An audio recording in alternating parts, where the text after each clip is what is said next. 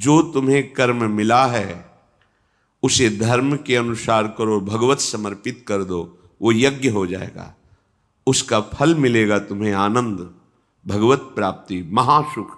कर्म वही है, पर जब अहंकार से प्रेरित होकर अपने लिए करते हो सुसुख वांछा, तो उसमें अधर्म वृत्ति बढ़ जाती है। अधर्म वृत्ति निश्चित आपको भोगना पड़ेगा। यदि भगवान की शरण में हो जाओ, अबलो नशानी अबना नशई हो, वो कृपा करे तो सब क्षमा हो जाए। वो कह रहे हैं कि हम तो हम सर्वपापेभ्यो मोक्षयिष्यामि मा शुचा। नहीं तो आपका जो कर्म प्रकाशित नहीं हुआ है और आपने पाप कर्म किया वो गुप्त है, वो नष्ट नहीं हुआ, वो भयंकर रूप रख के तैयार है, अपने समय पे तुम्हें नष्ट कर देगा। एक 45-50 वर्ष की अवस्था के थे, अब उनको ज्ञान हुआ कि हमारे द्वारा बहुत अधर्म हुए हैं, अब सब छोड़ो, अब सत् कार्यों में लगो। तो उनके सामने एक स्वर्णकार का मकान था। वो बहुत ही कपटपूर्ण व्यवहार करता था, भोले भाले लोगों को असली स्वर्ण लेकर के केवल स्वर्ण का लेप करके अलंकार बेचता। अगर कोई जानता तो कुछ राज कर्मचारियों को अपने ले के अधीन किए हुए था और उसको कुछ नहीं होता। तो जो राज कर्मचारी उसके रहस्य को जानते थे वो रात में ड्यूटी देते थे। उन लोगों ने सोचा कि इतना धन इसने इकट्ठा किया है, अगर हम इसको मार देते हैं और इसका स्वर्ण ले लेते हैं तो कोई रिपोर्ट करने वाला भी नहीं होगा और हम बहुत धनी हो जाएंगे। अधर्माचरण करने वाला कभी सुखी नहीं हो सकता। स्वर्णकार अधर्म आचरण कर रहा था तो उसके अधर्म आचरण में सम्मिलित होने वाले राज कर्मचारियों ने उसे मार दिया, उसका स्वर्ण ले लिया, धन ले लिया और उसे एक बॉक्स में बंद करके वो निकल ही रहे थे कि वो जो धर्म पे चलना ठाना था उन्होंने देख लिया। बाहर निकले, उनका ये क्या है, अब वो तो फंस गए क्योंकि बॉक्स में उसकी लाश थी और सब बैग झोला में स्वर्णाभूषण धन था। उन्होंने तुरंत उसको कहा, आवाज मत दीजिएगा, देखो हम तुम्हें हिस्सा दे देंगे, ये जो धन हमारे पास है इसको हम 3 हिस्से में बांट लेंगे और इसको हम नष्ट कर देते हैं, कोई जानेगा नहीं, हम राज कर्मचारी हैं, किसी तरह का फसाव नहीं होगा। उन्होंने कहा, ये मैं अधर्म का कार्य नहीं कर सकता, मैं तो अब हल्ला मचाऊंगा, सबको बुलाऊंगा और बताऊंगा कि तुमने इसकी हत्या की है और इसका धन अपहरण कर रहे थे। अब राज कर्मचारी, उन्होंने सोचा हमारी ड्यूटी भी जाएगी, धन भी जाएगा, सजा भी मिलेगी। दोनों ने इशारे में ही बात कर ली और हल्ला मचा के दौड़ पाए, पकड़ो इसे, पकड़ो, जाने न पाए। उसे पकड़ लिया, लोग इकट्ठा हुए, क्या हुआ, देखो ये धन अपहरण करके जा रहा था, इसकी हत्या कर दी। तो हम लोग गश्त लगा रहे थे तो हमें शंका हुई, आए तो देखा ये पकड़ा गया, जो धर्म से चल रहा था उसको पकड़ लिया। अब तो प्रमाण, राजकर्मचारी खुद गवाही देने के लिए तैयार, उसे बंद किया गया, मुकदमा हुआ। वो बार बार जज के सामने यही कहता था, जिसकी कसम खवाओ हम कसम खा लेते हैं, हमने बिल्कुल ये कार्य नहीं किया, ये लोग ये कार्य कर रहे थे, हमने इनको रोका तो इन्होंने मुझे साझेदारी के लिए, पर मैंने वो स्वीकार नहीं किया तो फिर इन्होंने ऐसा किया। पर उसकी कौन बात माने, राज कर्मचारी गवाही। मुकदमा लंबा खिंचा, उसे जेल में रखा गया। हर बार आके वो यही प्रार्थना करता, कई वर्ष तक चलता रहता मुकदमा, जेल का उसे बड़ा कष्ट भोगना पड़ता। वो विचार करता कि मैं अगर हिस्सा ले लेता तो बच जाता, लेकिन धर्म से चल रहा था तो देखो मुझे कष्ट भोगना पड़ा। मुझे लगता है भगवान के दरबार में न्याय नहीं है, धर्म रक्षा नहीं करता, ऐसा लगता है। एक दिन आया और रो करके यही बात कही जज के सामने कि मुझे लगता है भगवान नहीं है। क्योंकि मैं बार बार सत्य को साक्षी करके कहता हूं कि मैंने ये कर्म नहीं किया और मुझे दंड दिया जा रहा है, मुझे क्लेश दिया जा रहा है धर्म से चलने के कारण। अगर मैं सम्मिलित हो जाता तो मुझे तीसरा हिस्सा मिलता और बिल्कुल बात शांत होती। ये क्या धर्म है, कहां भगवान है? जज ने इस पर गौर किया। कई वर्ष वो जेल भोगता रहा, मुकदमा चलता रहा। तब जज ने गौर किया कि बार बार ये कहता है इसकी जांच की जाए, तो हत्याकांड होते ही रहते हैं। एक शव आया वहां, जज ने मंगवाया था, जो पोस्टमार्टम के लिए जाता है, मंगवाया और कहा देखो इसका कोई नहीं है, अंतिम संस्कार के लिए अपने ही लोगों को जाना है। तो 2 कर्मचारी जो थे सरकारी, जो स्वर्ण चोरी में सम्मिलित थे, उनको और उसको कहा कि बस तुम थोड़ी देर नदी के किनारे बैठे रहना, हम और लोगों को लेकर के आते हैं। और एक आदमी को छुपा के बैठा लिया और राज कर्मचारी नदी के किनारे शव को लेकर बैठे। उसको देखा जिसको बहुत कष्ट दिया जा रहा था, सारा आरोप उसके ऊपर था, जो धर्म से चल रहा था। उसे कहा माना नहीं ना, अगर मान लेता तो तीसरा हिस्सा भी मिल जाता, बात वहीं खत्म हो जाती है। देखा, फंसा दिया, तेरे को आजीवन कारावास मिलेगा, कोई नहीं बचा सकता तेरे को। मेरी बात नहीं मानी, कह रहा था हल्ला मचाऊंगा, ऐसा वैसा, अब भोग। तो जज के द्वारा जो एकांत में बैठाला हुआ आदमी था, उसने पूरी बात सुनी। इसीलिए ये नाटक रचा गया था। तीनों को बुलाया और कहा तुम निर्दोष हो उस धर्मात्मा से। स्वयं इनकी आवाज से हमने सुना, ये कह रहे थे जो तुम बात कह रहे थे। तो उसने कहा कि ये तो ठीक है, अब निर्णय ठीक कर दिया, लेकिन अब कई वर्षों से मैं दंड भोग रहा था, ये कौन सा न्याय है? किस अपराध के कारण? मैं तो धर्म से चल रहा था, इसमें किंचन मात्र मेरा कोई अपराध नहीं था। फिर कई वर्ष से मैं सजा क्यों भोग रहा था? बार बार प्रताड़ना, नाना प्रकार के कष्ट क्यों भोगा मैं? जज ने कहा तुम हृदय को साक्षी करके बताओ, क्या कोई ऐसा अपराध किया है जिसका प्रकाश ना हुआ हो और तुम्हें दंड ना मिला हो? हम अब उसका कोई दंड थोड़ी तुम्हें देंगे, लेकिन तुम्हारे अंदर जो भगवान के प्रति आरोप है उसका निराकरण हो जाएगा। उसने कहा हाँ, यौवन अवस्था में मैंने किसी स्त्री को ऐसा ऐसा, और वो विरोध करने पर भी उसे मार दिया और आज तक बात कोई प्रकाशित नहीं हुई।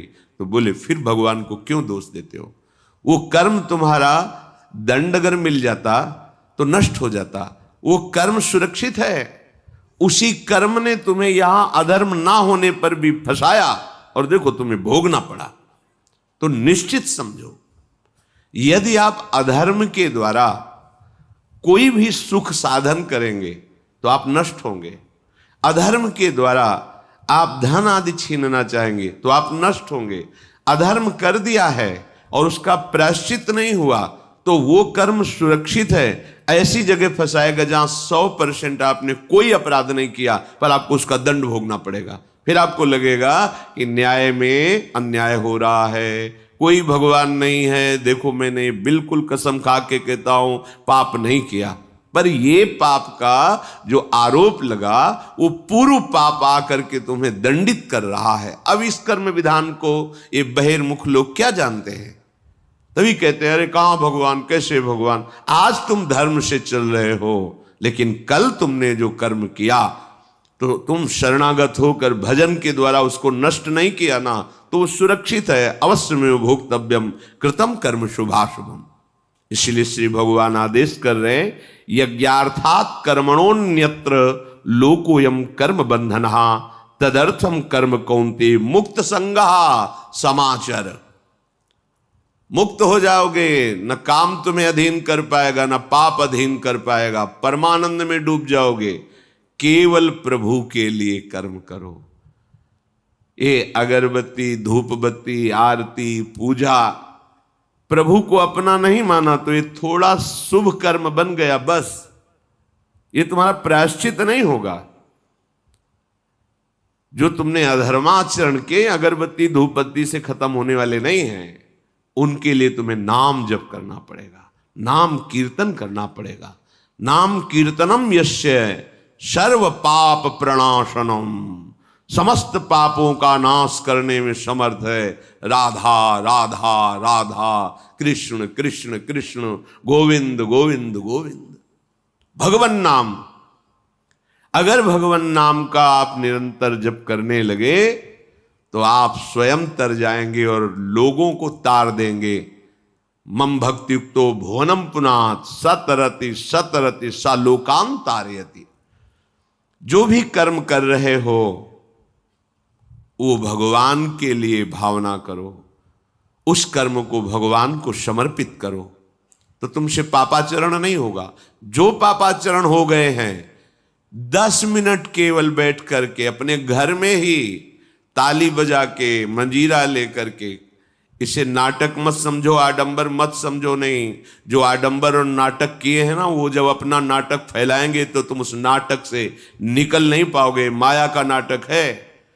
भगवान नाम कीर्तन, ये जो लोग कहते हैं ना कि भगवान तो हृदय में बैठे, दिखावे की क्या जरूरत है। अगर इतना बोध हो चुका है भगवान हृदय में बैठे, तब तो आप सिद्ध हो गए। केवल वाणी से बोल रहे हो, मन मानी आचरण कर रहे हो, दुर्गति को प्राप्त हो रहे हो, तो है ना सबके हृदय अछत विकारी, पर सकल जीव जग दीन दुखारी। सबके हृदय में बैठा है, पर दुर्दशा रोक रहा है क्या वो? क्यों? क्योंकि तुम केवल बातों से कहते हो सबके हृदय में बैठा है। ऐसा अनुभव किया? अगर ऐसा अनुभव किया तो व्यभिचार किसके साथ करते हो, चोरी किसकी करते हो, हिंसा की, कपट किससे, द्वेष किससे? बस केवल बातों से बात नहीं बनती। ये कर्म बातों से नष्ट नहीं होता, इसके लिए अनुष्ठान करना होगा नाम का।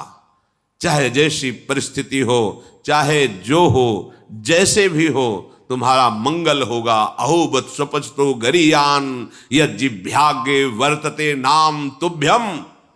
वो नीच आचरण करने वाला, अभक्ष पदार्थ खाने वाला भी यदि भगवान नाम उच्चारण करता है तो परम पावन हो जाता। अहो, आश्चर्य की बात!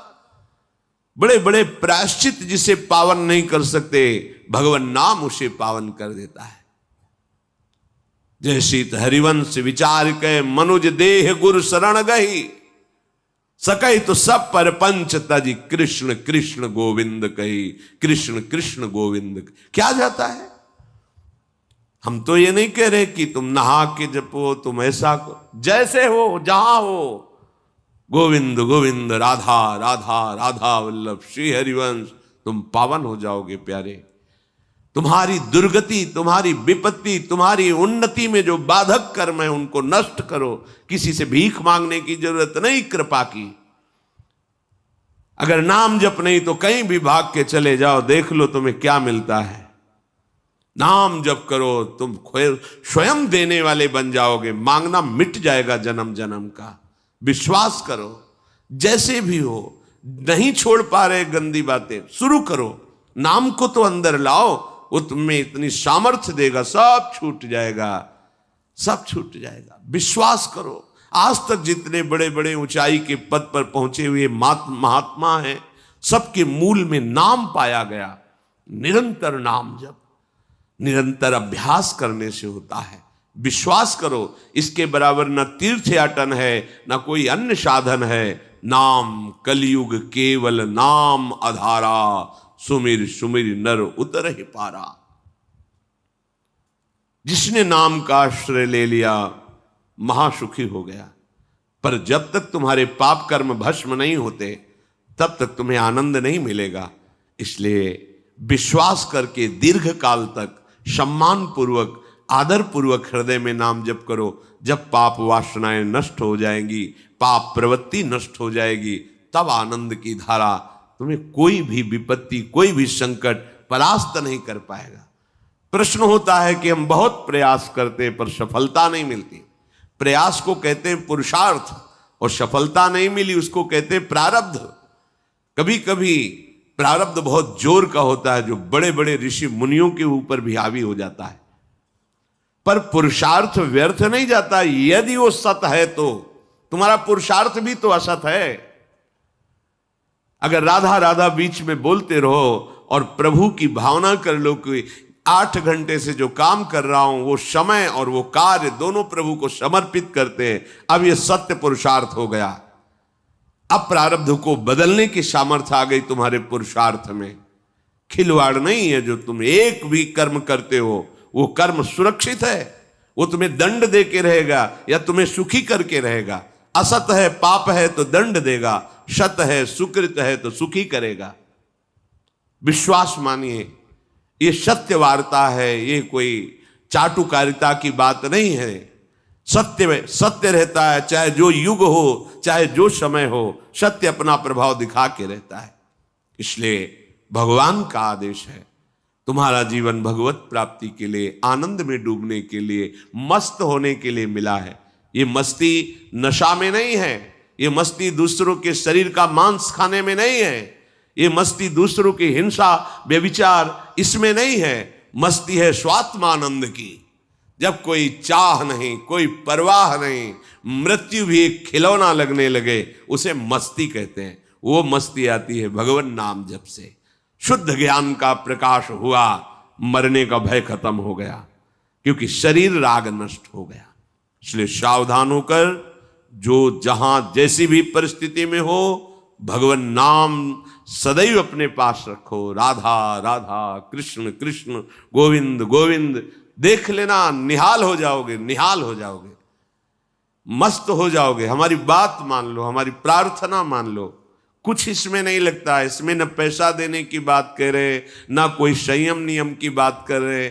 जैसे बने, मन नहीं लगता मत लगने दो, ये बड़ा दुष्ट है, ये लगता है हमें दुर्गति कराने के लिए। अगर इसकी हाँ में हाँ मिलाओगे तो ऐसे निंदनीय कर्म कराता है, घृणा होती है अपने मन से।